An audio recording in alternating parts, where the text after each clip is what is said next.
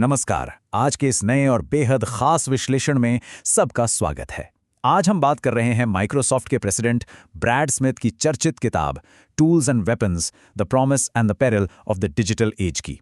देखिए, ये कोई आम या बोरिंग कॉर्पोरेट संस्मरण नहीं है। असल में ये हमारे आज के डिजिटल युग के लिए एक बहुत ही ज़रूरी ग्लोबल मैनिफेस्टो है। ये बड़ी ही बेबाकी और तटस्थता से इस बात की गहराई में जाता है कि आज के दौर में तकनीक और इंसानियत का आमना सामना कैसे हो रहा है। तो चलिए, बिना किसी देरी के सीधे इस विषय में उतरते हैं और समझते हैं कि कैसे तकनीक हमें ताकतवर भी बना रही है और हमारी दुनिया के लिए एक बड़ा खतरा भी पैदा कर रही है। हर नवाचार प्रगति का साधन होने के साथ साथ व्यवधान का एक हथियार भी है। यहाँ एक बड़ा सवाल उठता है, इस पूरे डिजिटल युग का सबसे बड़ा विरोधाभास आखिर क्या है? वो यही है, कोई भी नई तकनीक एक दो-धारी तलवार की तरह होती है। जिस चीज़ से हम इस दुनिया को बेहतर बना सकते हैं, उसी चीज़ का अगर गलत हाथों में इस्तेमाल हो तो वो भारी तबाही भी मचा सकती है। यही इस पूरी चर्चा की बुनियाद है। इस पूरे जटिल विषय को आसानी से समझने के लिए हमने इसे 5 अहम हिस्सों में बांटा है। सबसे पहले हम देखेंगे तकनीक, वरदान और अभिशाप। फिर बात करेंगे निजता और साइबर सुरक्षा की। इसके बाद हम लोकतंत्र और एआई को समझेंगे। फिर डिजिटल विभाजन पर नजर डालेंगे और अंत में जानेंगे कि भविष्य का वैश्विक समाधान क्या हो सकता है। तो चलिए अपने सबसे पहले पड़ाव की ओर बढ़ते हैं। तकनीक एक वरदान भी और एक अभिशाप भी। यह हिस्सा हमारी इस आधुनिक डिजिटल दुनिया की दोहरी प्रकृति को बिल्कुल साफ कर देता है। जरा सोच कर देखिए, एक तरफ हमारे पास कितने शानदार वादे हैं, क्लाउड कंप्यूटिंग, स्मार्टफोन्स और आर्टिफिशियल इंटेलिजेंस। इन्होंने दुनिया के अरबों लोगों को आपस में जोड़ दिया है। लेकिन दूसरी तरफ इसके खतरे भी मंडरा रहे हैं। साइबर अपराध, गलत सूचनाओं का तेजी से फैलना और हम सब पर रखी जा रही बड़े पैमाने की निगरानी। ये बिल्कुल वैसा ही है जैसे जब बिजली का आविष्कार हुआ था। बिजली ने पूरी दुनिया में क्रांति ला दी, लेकिन बिना उचित सेफ्टी मेजर्स के ये जानलेवा भी है। ठीक इसी तरह आज जो उपकरण हमें जोड़ रहे हैं, वही हमारे लिए गहरी कमजोरियां भी पैदा कर रहे हैं। हम अक्सर सुनते हैं कि डेटा आज के दौर का नया तेल है, और ये बिल्कुल सच है। आज सूचना पर हमारी निर्भरता इतनी बढ़ गई है कि डेटा सेंटर हमारी सभ्यता के आधुनिक मंदिर बन चुके हैं। हमारी पुरानी पारिवारिक तस्वीरों से लेकर राष्ट्रीय सुरक्षा के सबसे गहरे और संवेदनशील राज तक सब कुछ इन्हीं में तो महफूज है। लेकिन जरा सोचिए, इस भारी निर्भरता के साथ साथ डेटा चोरी होने का जोखिम कितना भयानक हो चुका है। और इसी जोखिम से जुड़ता है हमारा दूसरा अहम विषय, निजता और साइबर सुरक्षा। आइए समझते हैं कि पिछले 1 दशक में ये डिजिटल संकट इतने खतरनाक कैसे हो गए। अगर हम पिछले 10 सालों के पन्ने पलटें तो कुछ ऐसी घटनाएं सामने आती हैं जिन्होंने दुनिया को झकझोर कर रख दिया। याद है 2013 का एडवर्ड स्नोडन का वो खुलासा? उसने पूरी दुनिया के सामने सरकारी निगरानी की सच्चाई खोल कर रख दी। फिर 2015 में पेरिस के चार्ली हेब्डो हमलों के बाद इंक्रिप्शन को लेकर एक तीखी बहस छिड़ गई। और 2017 का वानाक्राई और नॉटपेटिया साइबर हमला तो शायद ही कोई भूला हो, जिसने अस्पतालों से लेकर सरकारों तक के सिस्टम को ही ठप कर दिया था। इन घटनाओं ने साफ कर दिया कि आज व्यक्तिगत स्वतंत्रता और वैश्विक सुरक्षा के बीच एक बहुत बड़ा तनाव पैदा हो चुका है।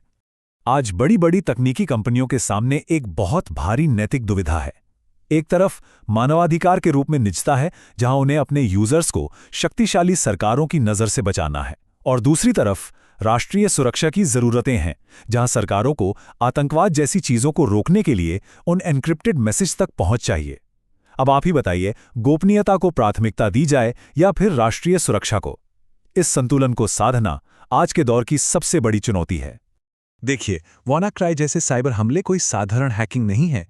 ये साइबर स्पेस में अंधाधुंध दागी गई चोरी की मिसाइलों के बराबर हैं, जिन पर किसी का कोई कंट्रोल नहीं है। ये सच साफ बताता है कि आधुनिक साइबर युद्ध कितना विनाशकारी हो सकता है। अब साइबर सुरक्षा सिर्फ एक ऑप्शन नहीं रह गया है, ये हम सबकी एक बहुत ही जरूरी सामूहिक जिम्मेदारी बन चुकी है।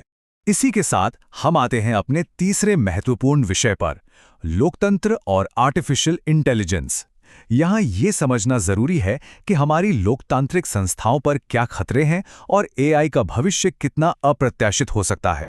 आज हमारे लोकतंत्र पर सबसे बड़े खतरे क्या हैं?